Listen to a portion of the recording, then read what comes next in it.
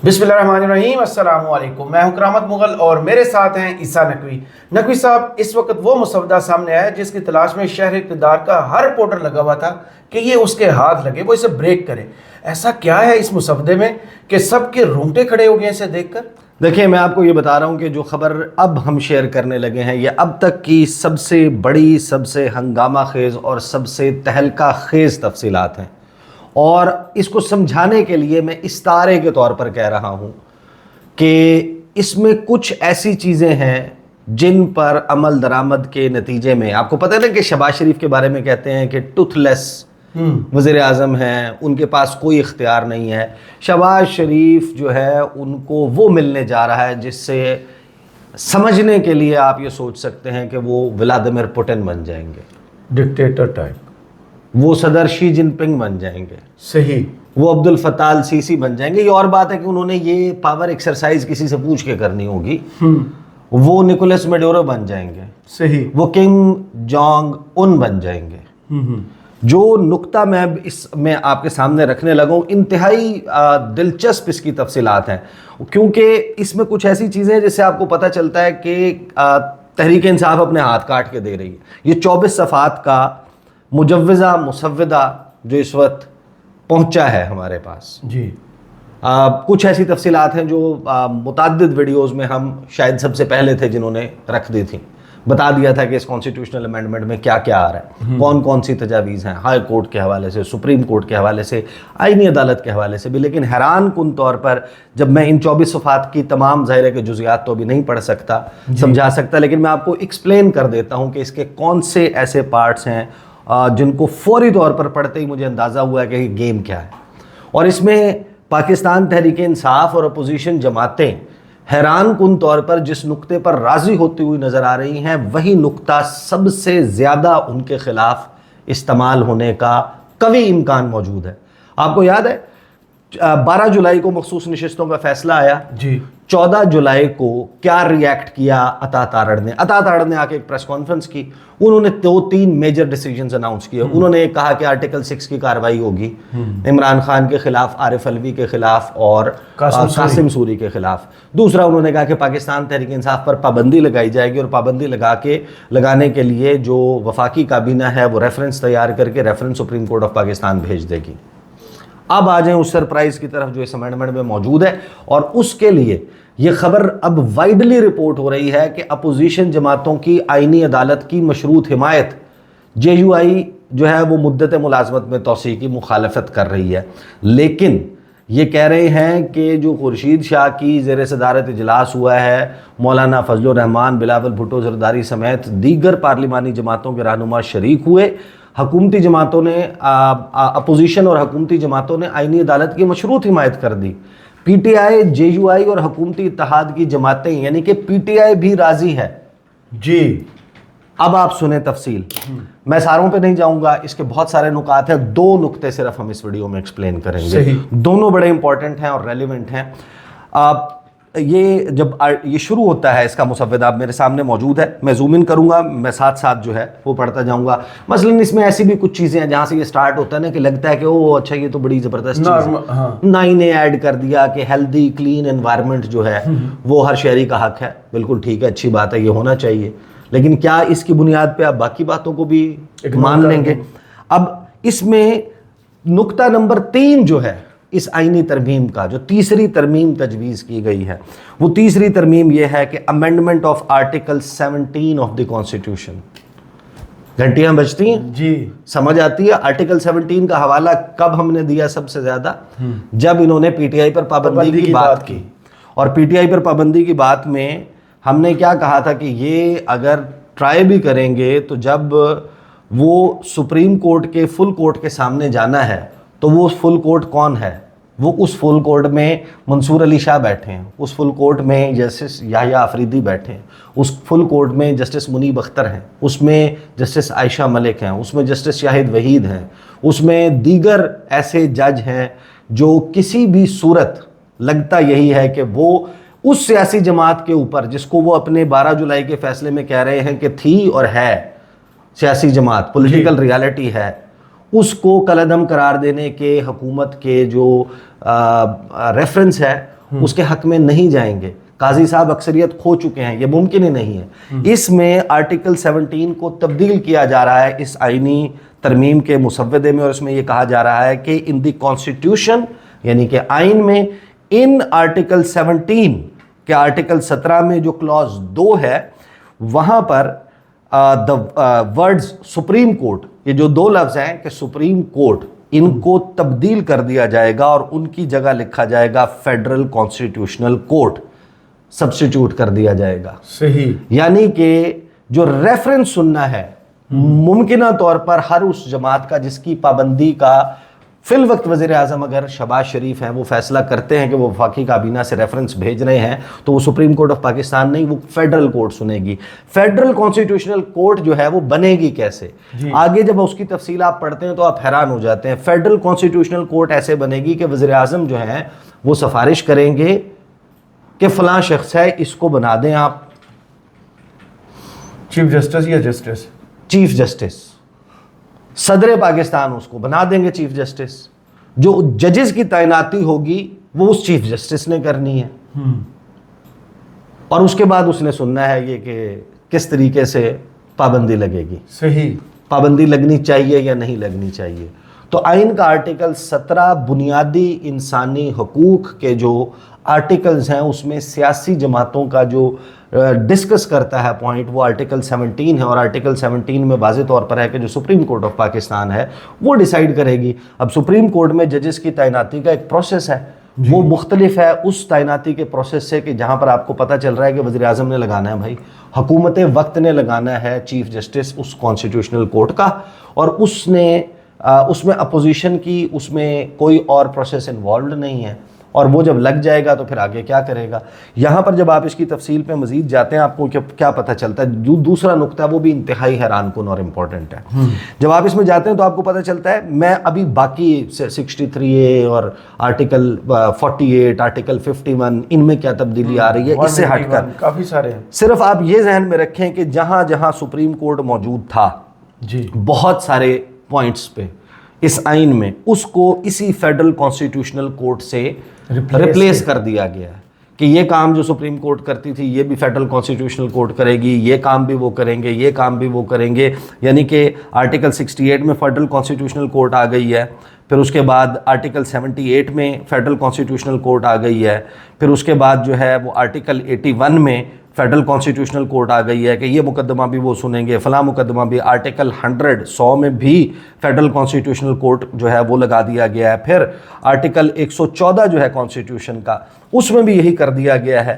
پھر article 165A اس میں بھی جو ہے وہ فیڈرل کانسٹیٹیوشنل کورٹ کو ڈالا گیا. آرٹیکل 175A اس میں بھی جو ججز کی تعیناتی ہے اس کے طریقہ کار میں ایک تبدیلی کی گئی ہے, اور وہاں پر بھی ایکسپریشن جو ہے وہ ایڈ کیا جا رہا ہے فیڈرل کانسٹیٹیوشنل کورٹ. لیکن اب آ جائیں اس سرپرائز کے لیے جو بہت ہی حیران کن ہوگا, بہت ہی حیران کن ہوگا اس وقت پاکستان کے عدالتی ڈھانچے کے لیے.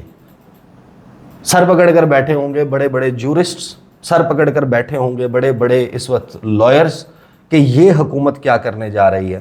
کہ جو ہائی کورٹ کے ججز ہیں, یہ میں آپ کو نقطہ اس کا بتا رہا ہوں کہ جو article 175A of the constitution ہے اس میں جو تبدیلی ہے اس کے ذریعے کیا جا رہا ہے, انسرٹ کیا جا رہا ہے. نمبر 2 جو اس کا پوائنٹ ہے وہ بڑا حیران کن ہے. فار دی اپوائنٹمنٹ آف ججز of the high courts and the federal Shariat court the commission shall consist of, کہ جو فیڈرل شریعت کورٹ میں اور ہائی کورٹ میں جج تعینات ہونے ہیں, اسلام آباد high court, Balochistan high court, Sindh high court, Peshawar high court, Lahore high court, وہاں پر جج کیسے تعینات ہوگا.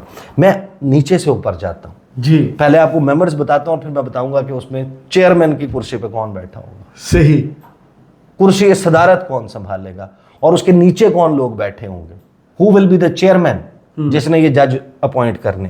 نیچے سے چلتے ہیں.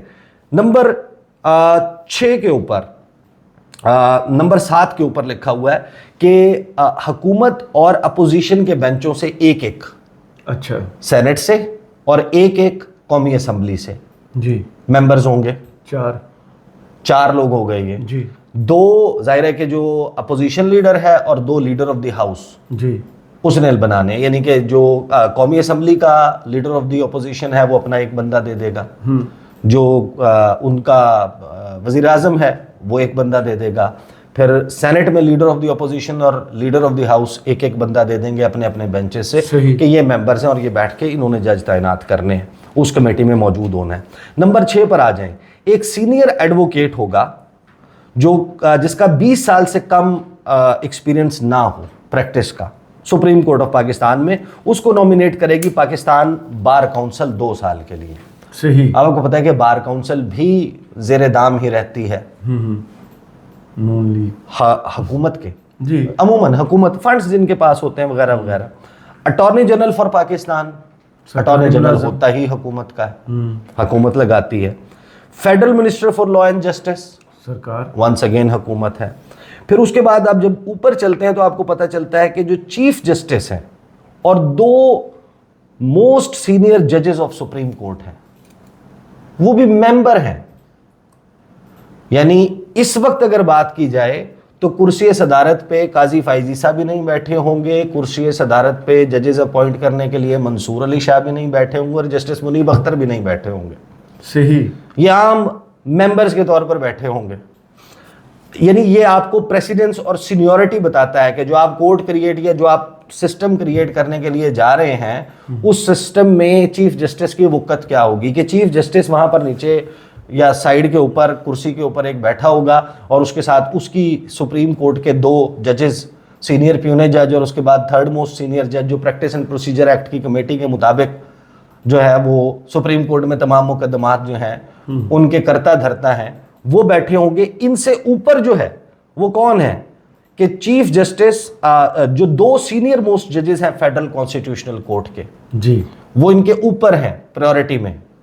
سپریم کورٹ کے چیف جسٹس جو ہیں وہ 3رے نمبر پہ لکھے جا رہے ہیں اور 2سرے نمبر پہ لکھا جا رہا ہے، یعنی سپریم کورٹ 2nd کلاس ہو جائے گی، جی فرسٹ کلاس پہ فیڈرل فرسٹ کلاس سٹیزن تو وہ ہوں گے نا، تو وہ آگے 2nd پہ۔ اور پھر اب سرپرائز سنیں کہ جو chief justice of the federal constitutional court ہے جس کو موجودہ حالات میں شہباز شریف نے ایڈوائس دے کر صدر مملکت سے جس کی سمری نکلوانی ہے، وہ اس کو پریزائیڈ کریں گے، گویا حکومت وقت کے ہاتھ میں ججز کی جو مکمل تعیناتی اور اس کا اختیار ہے۔ آپ لیکن دیکھیں کہ سپریم کورٹ آف پاکستان کو کتنا ٹوتھ لیس آپ کر دیں گے، ٹوتھ لیس شخص نے سپریم کورٹ کو ٹوتھ لیس کر دیا۔ آپ نے ایسے ٹوتھ لیس کر دینا ہے کہ اب اس بات سے قطع نظر اس بات کو چھوڑ دیں کہ قاضی فائزی صاحب رہتے ہیں یا نہیں رہتے، اس بات کو ذرا سائڈ پر رکھ کے سوچیں۔ لیٹس جسٹ سے کہ 26 اکتوبر کو چیف جسٹس آف پاکستان بن جاتے ہیں جسٹس منصور علی شاہ، تو جسٹس منصور علی شاہ، جسٹس منیب اختر اور جسٹس یحییٰ آفریدی، جی یہی 3 اب آپ کے سینئر موسٹ ججز ہو گئے ہیں، سپریم کورٹ کا چیف جسٹس اور 2 سینئر موسٹ جج۔ صحیح، 26 اکتوبر کے بعد وہ بیٹھے ہوں گے کرسیوں پہ سائیڈ کے اوپر، اور جس کو وزیر اعظم نے ہینڈ پک کر کے بتانا ہے فار ایگزامپل یا سفارش کرنی ہے کہ اس کو لگا دیں چیف جسٹس، وہ وہاں پر کرسی صدارت پر بیٹھا ہوگا اور اسی کے لگائے ہوئے 2 جج جو ہیں فیڈرل کورٹ کے وہ بیٹھے ہوں گے اس کے ساتھ، اور یہ جو 3 ہیں سپریم کورٹ کے جج ان کو چھوڑ دیں، اس کے بعد لا منسٹر بیٹھے ہوں گے، اس کے ساتھ اٹارنی جنرل بیٹھے ہوں گے، اس کے ساتھ پاکستان بار کونسل کا دیا ہوا ایڈوکیٹ بیٹھا ہوگا، اس کے ساتھ 2 حکومتی بینچز سے آئے ہوئے سینیٹر اور MNA ہوں گے، اور پھر 2 اپوزیشن بینچز سے، جی تو پھر یہ تمام کا تمام اختیار کس کے ہاتھ میں آ جائے گا؟ اب دیکھیں یہ ہے بہت آسان، اور پھر انہوں نے ہی یہ مقدمات نمٹانے ہیں۔ تو وہ جو کہہ رہے تھے نا کہ یہ کالی بھیڑیں ہیں، اور پھر جو مریم نواز نے تقریر کی تھی اور انہوں نے کہا تھا کہ ہم ان کے لیے اتنا آسان نہیں ہونے دیں گے، ان کو آہنی ہاتھوں سے نمٹیں گے، تو حضور یہ ہیں وہ ذرائع، حضور یہ ہیں وہ آہنی ہاتھ جو اب سامنے آ گئے ہیں کہ جن سے ان ججز سے کو لگام کوٹ اینڈ کوٹ جو نون لیگ کے دوست پرائیویٹلی کہتے ہیں کہ ان کو جو ہے وہ ڈالنا ہے، اور وہ تو مریم نواز نے تو بڑا اوپنلی کہا تھا یہ بے ضمیروں کا ٹولہ ہے، اس کو جو ہے وہ ان کے ضمیر کہیں بکے ہوئے ہیں یا جڑے ہوئے ہیں یا کنیکٹڈ ہیں، لنکڈ ہیں ٹو بی ویری پریسائز انہوں نے لفظ لنکڈ استعمال کیا تھا. تو جب آپ اس کو پڑھتے ہیں, اب اس کی ظاہر ہے کہ مزید جزیات ہیں, اس جزیات میں ظاہر ہے کہ ابھی تو اس کو ریڈ کرنا پڑے گا. تو ہاتھ لگتے ہی مسودہ سب سے پہلے ہم نے کہا کہ اس کی پہلا صفحہ 14 صفحہ روشن کرنے والا. میں نے تو جیسے ہی پہلا صفحہ کھولا میں نے دیکھا کہ جو آرٹیکل 17 ہے جس کا ابھی تذکرہ تھا پابندی کا, کہ پابندی لگانی ہے تحریک انصاف, اور حیران کن بات یہ کہ تحریک انصاف اس کے اوپر مانی ہوئی ہے ریپورٹڈلی اپنے کہ ہم خود کاٹ کے دے رہے ہیں. ہاں, کہ ہم مولانا فضل الرحمان کی اقتداء میں اس بات کے لیے راضی ہیں کہ فیڈرل آئینی عدالت لگا دی جائے. لیکن وہ فیڈرل آئینی عدالت اگر سنے گی کہ کس پہ پابندی لگانی ہے تو سب سے پہلے اگر ریفرنس ممکنہ طور پر جانا ہے تو وہ کس جماعت پر پابندی کا جانا ہے, وہ پاکستان تحریک انصاف کا جانا ہے. تو آپ بنا لیں فیڈرل کورٹ, اور فیڈرل کورٹ بنا کے. سب سے بڑا سوال یہ پیدا ہوتا ہے کہ جب تک یہ مسودہ نہیں آیا تھا گیس ورک ہو رہا تھا, یہ ہوگا یہ ہوگا. اب چیزیں سامنے آ گئی ہیں, اس پر سب سے سخت رد عمل جو ہے وہ وکلا برادری کی طرف سے آئی ہے یا عدلیہ بھی دے سکتی ہے؟ دیکھیں میرا تو خیال یہ ہے کہ اس کے اوپر سب سے پہلے تو عدلیہ کو ہی دینا چاہیے. یہ جو طریقہ کار ہے کہ آپ نے جو جج تعینات کرنے ہیں, ابھی طریقہ کار ایک موجود ہے, اس کے لیے کوئی تھاٹ پروسیس ہوا ہوتا. اس کے لیے اگر ججز نے, اگر کورٹس کو حکومت نے ریکویسٹ کیا ہوتا کہ آپ ہمیں ہماری رہنمائی کر دیں, اور لیگل فریٹرنٹی سے لوگوں کو بلایا ہوتا, ریٹائرڈ ججز کو بلا کر ان سے بات کی گئی ہوتی, اپوزیشن کے اور حکومت کے لوگوں نے بیٹھ کر اس کے اوپر ارکریزی کی ہوتی, اپنی راتیں جو ہیں انہوں نے بیٹھ کر اس کے اوپر برباد کی ہوتی, اور اس کے اوپر بیٹھ کر مشاورت کے ذریعے اس نتیجے پر پہنچے ہوتے, تو ہم کہتے چلیں ایک پروسیس اڈاپٹ کیا ہے, یہ اس کی ریزننگ ہے, یہ اس کی لاجک ہے. فی الحال تو لاجک یہی نظر آتی ہے کہ جو منصوبہ ہے وہ منصوبہ یہی ہے کہ کسی طریقے سے ان کو زیر دام لانا ہے. اور یہ وہ تفصیلات ہیں, ہم نے ظاہر ہے کہ ہم نے فیڈرل کورٹ کی تو بات کی تھی جی, لیکن اب آپ کو یہ پتہ چل رہا ہے کہ فیڈرل کورٹ کہاں دی جا رہی ہے, اس کی ہاں اس کو کیا کیا دیا جا رہا ہے, اس کے اختیارات کہاں پر اپلائی ہوں گے. تو ہر چیز میں تو آپ کو ہر آرٹیکل جب آپ پڑھتے ہیں اس کا, آپ اس کو گو تھرو کرتے ہیں تو آپ کو پتہ چلتا ہے کہ اس کا طریقہ کار جو ہے وہ کیا ہوگا, کس طریقے سے جناب یہ لوگ وہ ہوں گے. میں اس میں مزید جو ہے وہ اس کی چیزیں نکالتے ہیں ہم, اور نکالنے کے بعد آج ایک چیز میں اور تھوڑا سا ریکویسٹ کر دوں جو سننے والے ہیں کہ آج وہ آپ نے گھبرانا نہیں ہے. ویسے تو آپ کو 2.5 سال سے عادت ہو چکی ہے. کل پرسوں سے جو ہے وہ جس قسم کی ڈیولپمنٹس چل رہی ہیں, تو ہم ظاہر ہے کہ اسی کی وجہ سے آپ کو ہر تھوڑی دیر کے بعد اتنی ڈیولپمنٹ ہو جاتی ہے کہ آپ اس کے پھر اپڈیٹ کا مطالبہ بھی ہو رہا ہوتا ہے. تو اب آپ نے تیار رہنا ہے کہ ہر غالباً 2 گھنٹے کے بعد جو ویڈیوز ہیں وہ اب آپ اس کے لیے تیار ہو جائیں. صحیح, بہت شکریہ عیسیٰ نقوی آپ کے تجزیے کا. کمنٹس باکس میں ضرور بتائیے گا یہ ویڈیو آپ کو کیسی لگی. اجازت دیجیے, اللہ حافظ.